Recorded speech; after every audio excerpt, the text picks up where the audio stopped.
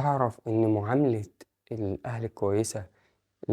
لولادهم في البيت بتخلّيهم إن هو مثلًا في هرمون بيتفرز في جسمك كده، الهرمون ده مسؤول عن المناعة، بيقوي المناعة في الجسم. فالهرمون ده لو أنت أصلًا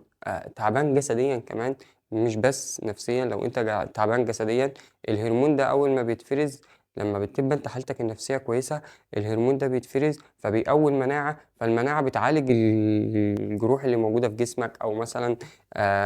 تعبان جسديًا، عضليًا، الجروح دي بتتلَم وبتتعافى مجرّد أنت أصلًا ما الهرمون ده بيتفرز في جسمك، والهرمون ده بيتفرز في جسمك مجرّد أنت ما تكون حالتك النفسية كويسة، ولمّا حالتك النفسية بتكون كويسة بيكون ده آثارها إن أنت بتتعامل كويس، أو إن أنت حابب حياتك، أو في حاجة مفرّحاك في حياتك، وده مسؤول عنه معاملتك من أهلك أو من شريك حياتك أو من الشخص اللي أنت بتتعامل معاه. ف نرجع تاني للكلام اللي إحنا كنا بنقوله، إن مثلًا البنت لمّا بتغلط بيكون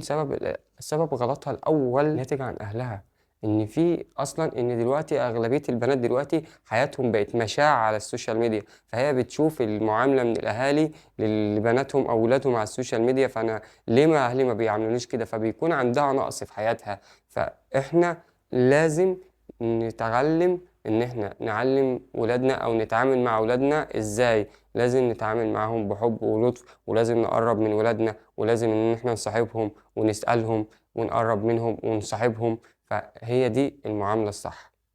لولادنا، أو إن إحنا لازم نكون قريبين منهم.